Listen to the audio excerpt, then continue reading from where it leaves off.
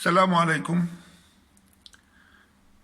اليوم بدي أحكي عن طريقة توصيل الدش واشر أو ماكينة غسل الصحون مع غسالة الملابس، وبنفس الوقت تزويد المجلة بالمية الساخنة والباردة. طبعا العملية هي مش مجرد تزويد مياه لغسالة الصحون ولا الغسالة، العملية هي كيف تقدر تزودهم بمية بري هيتد، يعني مسخنة مبدئيا لحوالي درجة 50 تقريبا، اللي توفر من خلالها طاقة، من خلالها توفر كمان الفلوس وتحمي البيئة. اوكي، فالعملية زي ما احنا شايفين هون كيف طريقة التوصيل رح اشرحها بالتفصيل.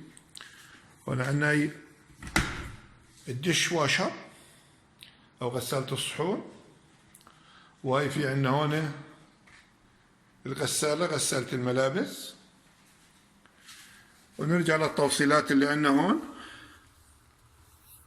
اوكي، وزي ما احنا شايفين المدخل، ولا الجهة المية الباردة بتبلش عندنا بالنبل، وبعدين بيجي وراه كمان التي، وبيجي وراه المحبس اللي بيتحكم في المية الباردة للمجلة، وأسفل منه بيجي المفتاح تبع الخلط البارد، وبعدين بيجي كمان تي، بيجي شد وصل إيطالي نص إنش، طبعا كل القطع هاي كلياتها نص إنش، وبعدين بيجي عندك كمان النبل هون كمان نص إنش، لا سوري ما في نبل هون. بيجي عندك راسية صمام التزويد أو محبس التزويد الخاص في الجهة اليمين، اللي هي عبارة عن الواشنج ماشين، ماكينة غسيل الملابس. طبعا هذا بيجي طلياني، بيجي عبارة عن نص إنش المدخل وثلاث أرباع المخرج، لأنه كل الغسالات وجليات الصحون بدهم مخرج ثلاث أرباع، فهي عبارة عن الجهة الباردة. وبعدين اثنين مشبوكات طبعا بالبايب تبع الألمنيوم، البكسل ألمنيوم 3 لايرز ألمنيوم، وهي الجهة الثانية كمان نفس العملية. اوكي، وهذا كله الشغل والحكي عادي. وين الفن بالموضوع؟ الفن بالموضوع انه ما بصير المية الباردة والمية الساخنة يكونوا دايركتلي كونكتد، مش لازم يكونوا موصولات مع بعض مباشرة. شو بنسوي بالعملية هاي؟ أنا لقيت طريقة اللي هي عبارة عن جوا النبل هذا في بنحط جوا رداد صغير. هذا الرداد للأسف الشديد إنه صعب الواحد يلاقيه، أنا لقيته بسوق الخردة. طبعا هذا بيسمح بالمية تفوت من جهة واحدة بس. أوكي، فأنا حاليا حاطط داخل النبولة اللي هون، النبل هذا والنبل اللي قباله، حاطط قطعتين زي هدول، فبالتالي المية بتروح بس باتجاه واحد. يعني المية الساخنة مش ممكن تطلع عبر البايب التوصيل على المية الباردة، أو المية الباردة مش ممكن تطلع على اتجاه المية الساخنة، وبالتالي بنخلي البارد بارد والساخن ساخن. وبنقوم بعملية الخلط حسب الحرارة المطلوبة من خلال السويتشين، من خلال المحابس اللي هون. بالغالب يعني درجة الحرارة هون على السولار كولكترز أو على السخانات الشمسية عندنا بتصل لحوالي 90 95، لأنها مبنية على الإيفاكيويتد تيوبس، تيوبات المفرغة، ومع درجة حرارة المية العادية اللي هي حوالي 20 ل 30، وبالتالي بتعمل الخلطة تبعتك. فلو على سبيل المثال كنا عاملينهم نفس لاين اب زي هيك، يعني اثنين فتحات على الأخير، بيكون درجة الحرارة المعدل ما بين الحرارتين اللي هو عبارة عن 30 مئوي مع 90، خلينا نقول بيطلع عندك 120، يقسمهم مع 2 بيطلع عندك حوالي 60. اوكي، وعادة البرابيش اللي بتيجي للأسف مع الغسالات بتيجي ضعيفة شوي، بس هذا البايب منيح، هذا لقيناه بمحل قوي شوي، هذا يعني بتحمل لحد 50 60 مئوي، ولو انه في موجود، انا شفت موجود بس هو حوالي 6 دنانير اردني تقريبا، نوعيه الهاي تمبريتشر، بس لما راجعت المحل لقيتهم خالصات اسمه هاي تمبريتشر هوز او هاي تمبريتشر بربيش هاي تمبريتشر، مشان الغساله او مشان الجلايه. اوكي هسه بدي اعمل انا تيست للموضوع هذا. على فكره هاي القطعه رغم انها صعب الواحد يلاقيها، بنقدر احنا نلجا لاشياء ثانيه. القطعه التقليديه، الرداد التقليدي، الرداد التقليدي شوف، هاي القطعه الرداد التقليدي هذا هو. اوكي هاي قطعه الرداد التقليدي اللي بيسمح بالهواء، بيسمح بالسائل يفوت من جهه. اوكي بسمح للسائل بس يفوت من جهة واحدة، فحاليا من جهة إصبعي هذا السائل مسموح إنه يدخل. بتقدر تحط منه قطعتين في الطريق، عوض عن القطعة هاي اللي قلنا إنها صعب الواحد يلاقيها.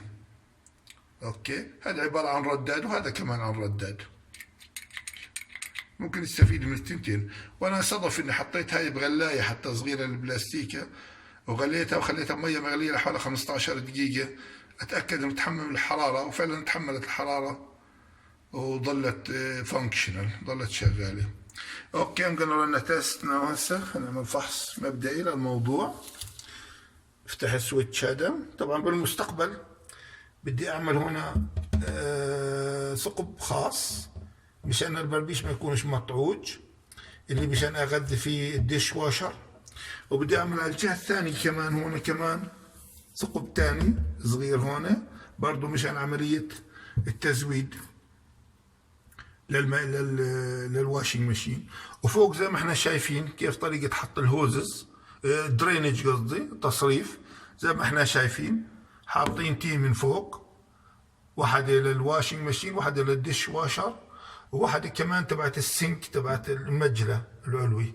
وهي الهولز بتوعهم العلويات لازم دائما يكونوا اعلى. طبعا الهول تبع التصريف لازم يكون اعلى من ايش؟ من انبوب الدرينج.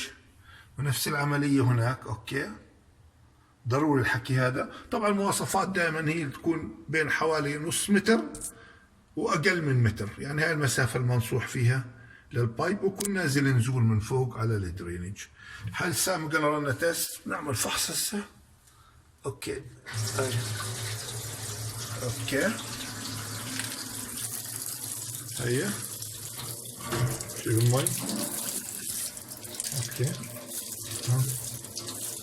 يعني المي فاترة، انا اقدرها حوالي تقريبا 50 مئوي.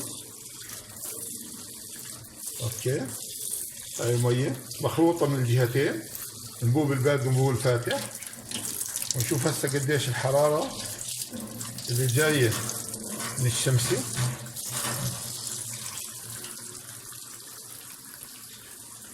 شوف الحرارة من الشمس قديش، 89 حوالي 89، يعني نقول حوالي 90 تقريبا. اوكي الحرارة اللي جاية من السخان الشمسي، فعندنا 90 وحرارة اللي عندنا بجوز حوالي 25 أو 30 حاليا. حطهم على بعض طبعا تطلع بافريج اللي هي حوالي 60 درجة مئوية. وزي ما حكينا بنقدر نخلط من الأسفل، نعمل خلاط بالطريقة المناسبة. معروفة طبعا دائما الدش واشر أو غسالة الصحون بدها حرارة لا تقل عن 70، فهي تسخين المية الباردة من 25 ل 70 كلها بتكلفك كاش. والمية الساخنة عندك موجودة اوريدي في جوا السولار كوليكتور بالسخان الشمسي. ونفس العملية بالنسبة للغسالة، بدك تنتبه انك تعطيها الحرارة المناسبة 40 أو 50 أو 60.